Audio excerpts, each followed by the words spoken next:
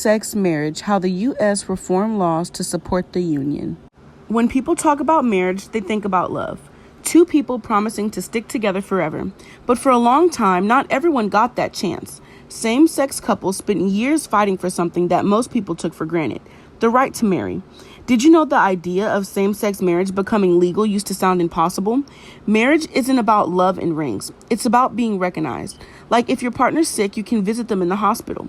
You can make decisions together. You can build a life without worrying if the law is against you.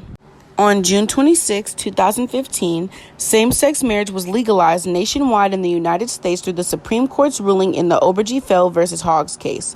This decision is what made it unconstitutional for states to ban same-sex marriage. This established marriage equality as the law of the land. The ruling in Obergefell v. Hoggs declared that the fundamental right to marry is guaranteed to the same-sex couples by the 14th Amendment. This had a nationwide effect because as a result of this ruling, all states were required to issue marriage license to same-sex couples and recognize same-sex marriages performed in other states. The first state to legalize same-sex marriage was Massachusetts on May 17, 2004. Efforts to legalize same-sex marriage began to pop up across the country in the 1990s, and with it challenges on the states and national levels. Civil unions for same-sex couples existed in many states but created a separate but equal standard. At the federal level, couples were denied access to more than 1,100 federal rights and responsibilities associated with the institution, as well as those denied by their given state.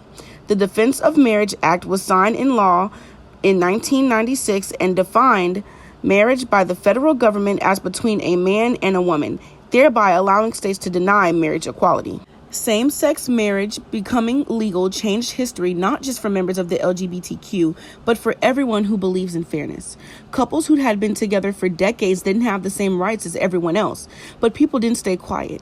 They organized, they protested, and they took their cases to court, all to prove something simple, that love deserves equal treatment. Although a lot of people disagreed, more Americans started realizing that banning two people from marrying just because they happen to be the same gender didn't make sense. Behind the scenes, lawyers, activists, and everyday families were fighting their case after case, hoping one day the whole country would recognize their love as equal. Before marriage equality was nationwide, gay couples were kind of stuck.